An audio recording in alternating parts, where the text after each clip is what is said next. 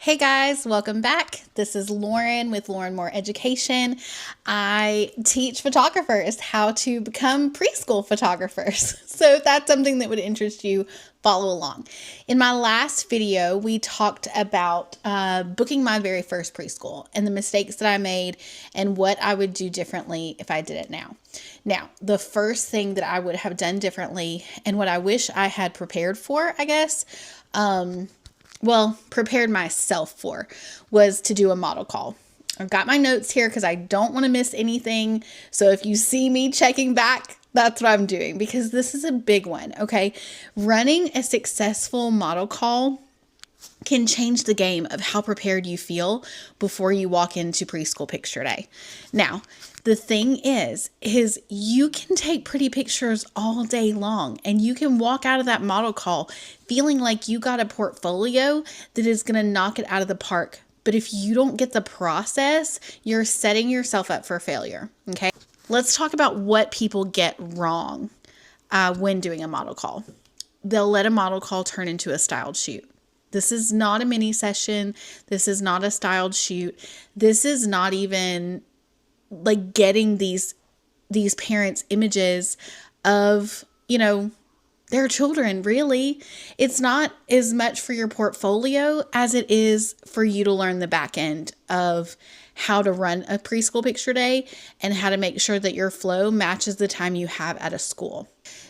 And don't really obsess with the outfits and stuff either. Don't let things like that cloud your judgment, because I'll be honest, you're going to walk into a lot of schools and mom's going to have forgotten that it's preschool picture day and their kids are going to be in mismatched sweatpants and dirty shoes, and you got to make it look good. So don't stress about outfits. That's not what we're looking for. We're not looking for Pinterest pictures.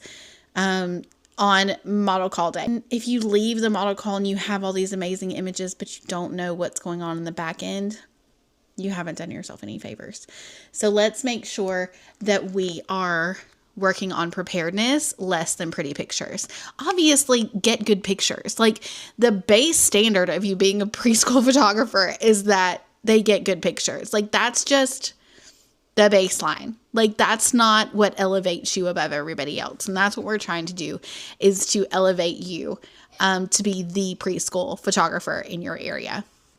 Okay, so let's talk about how to structure this model call. So keep it small. Don't overshoot. Get yourself age-appropriate kids. Don't get a bunch of first, second, and third graders and think that you're going to get what you need.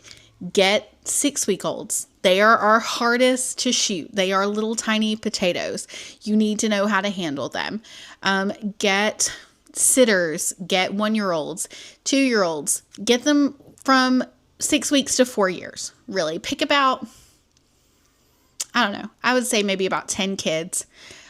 You are also going to want to keep it as close to an actual picture day as possible. I know I told you in my first video that I was running about 5 to 7 minutes per child when I shot my first preschool. You're going to be there all day, girl or guy. Like, you really can't. You really need to learn your posing, get your flow down so that you can be efficient with your time. We talked about that a lot in the last video, being efficient with our time, because you have a very limited time frame at a school. You're looking at shooting at the absolute most from 8 to 12. And honestly, getting into 12, you're probably in trouble. Like, these kids are getting tired. They're getting hungry. You want to keep your day as short as possible. So practice that at your model session. Try to get it down to 1 to 2 minutes per child. I personally shoot 5 poses, if at all possible. Now, with our little bitties, we're pretty limited, but we take what we can do, and we do a lot of different cropping, a lot of different angles and things like that. But as they get older, our goal is 5 poses. So try to get your posing to 5 poses in 1 to 2 minutes. Use this as your time to practice. Practice, practice, practice. Okay. And then use a simple backdrop and lighting. This is also your time to get used to what you're going to be using in the schools. We have strobes that we use in our upper elementary, our yearbooks, things like that. But I'll be very honest with you, when we go into our preschools, I use continuous lighting. And I've run a very successful business with that for 4 years. I know how to use strobes. I know how to use my lighting. But I have found personally, and a lot of people will disagree with me on this, I have found personally that continuous lighting is more, it kind of disarms preschoolers a little bit. They can already see what the set is going to look like, what is going to happen when they walk up. The last thing you want is a 1-year-old on your set, the flash goes off, and they freak out. We also personally work with a lot of special needs children, and these are a lot of sensory needs that they're just not going to do as well with strobes. So we personally have chosen to go with continuous lighting for our preschool section of our business. So, I mean, that's easy.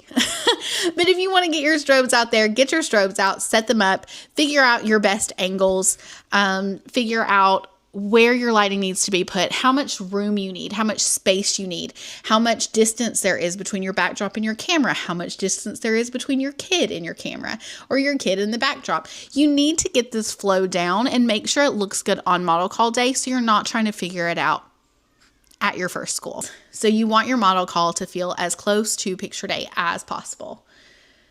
Okay, so let's talk about practicing posing. I'm going to do this really quickly because I'm actually going to post another posing video probably next. That might be the next thing I work on for you guys. So this is your time to learn how to communicate with the kids, posing them, practicing how to be direct with them, how to get smiles. You're always looking for intentional expressions. You don't want, and you're not going to get a lot of kids who just sit there and are like, and you turn them and they just keep smiling. The whole thing with preschool photography, the whole thing with preschool photography is that you want to get a variety of expressions and really capture their personality. That is always our goal, is to show who your child is at that moment in their lives. That kind of sets preschool photography apart, is that we focus on personality and expression before we focus on perfection. It's also going to show you what doesn't work. Like, I'll put a child in a pose and I'm not afraid to say, I don't like it. And I get my assistant to move right on to the next thing.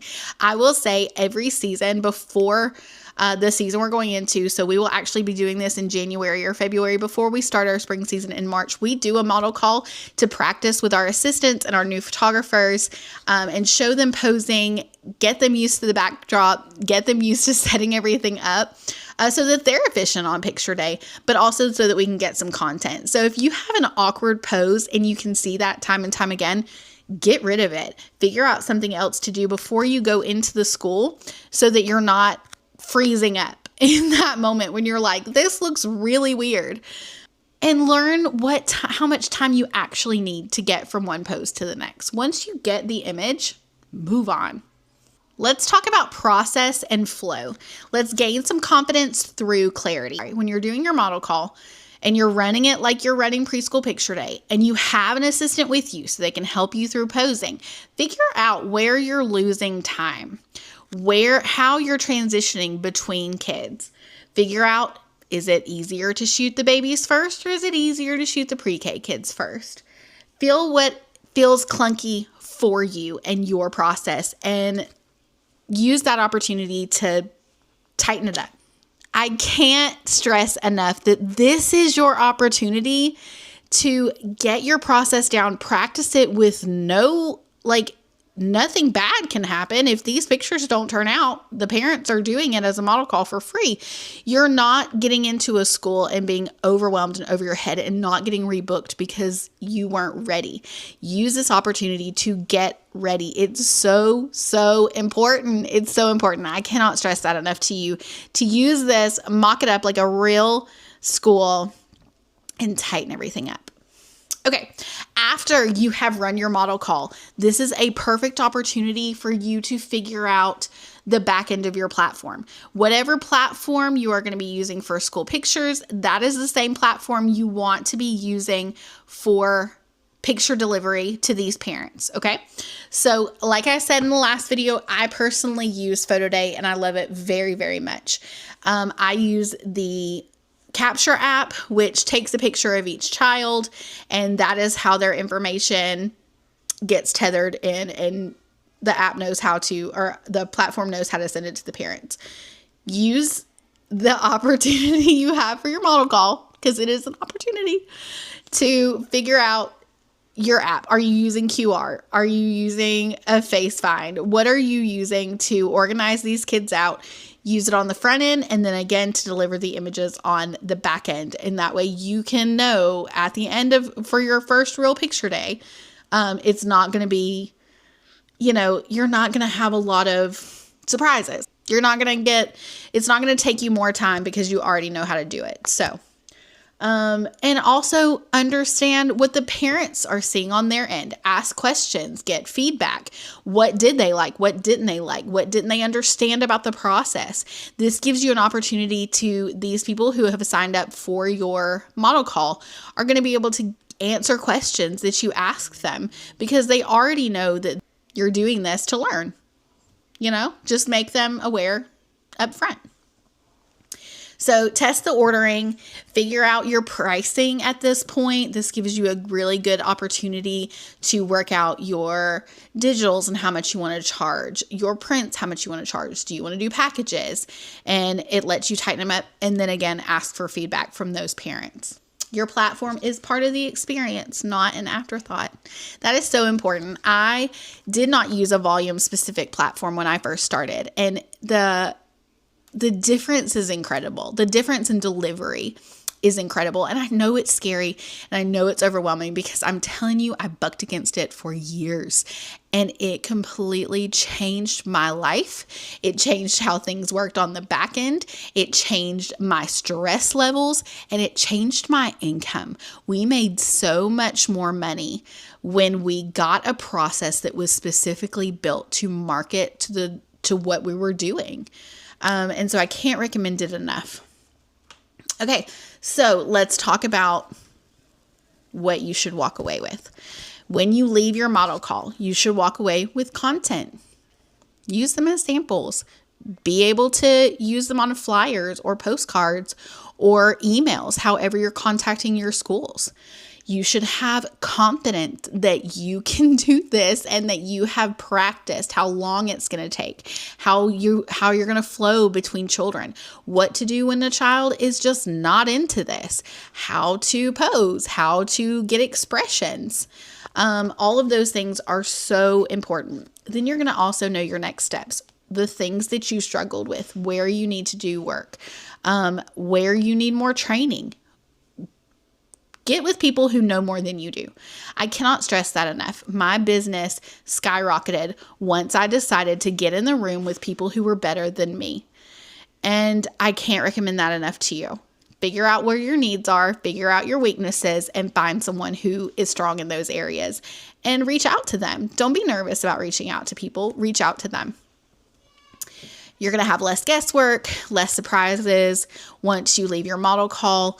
And when you feel confident enough, it's time to start acquisition and propositioning these schools. I'm going to be able to help you with that as well. So this is a part of how I teach photographers to prepare before booking schools. I would love to keep breaking this down for you step by step. I would love for you to follow along and come hang out with me. You can find me on Facebook under Lauryn Moore Education or at the Volume Photography Daycares and Preschools group. I am always active on there. You are welcome to ask any questions you may have. But I'm looking forward to the next video. I think we're going to talk about probably posing the next video. But if there's anything you want to know, leave me a comment below or shoot me an email or a message, and I'll talk to you guys soon. Have a great day. Bye.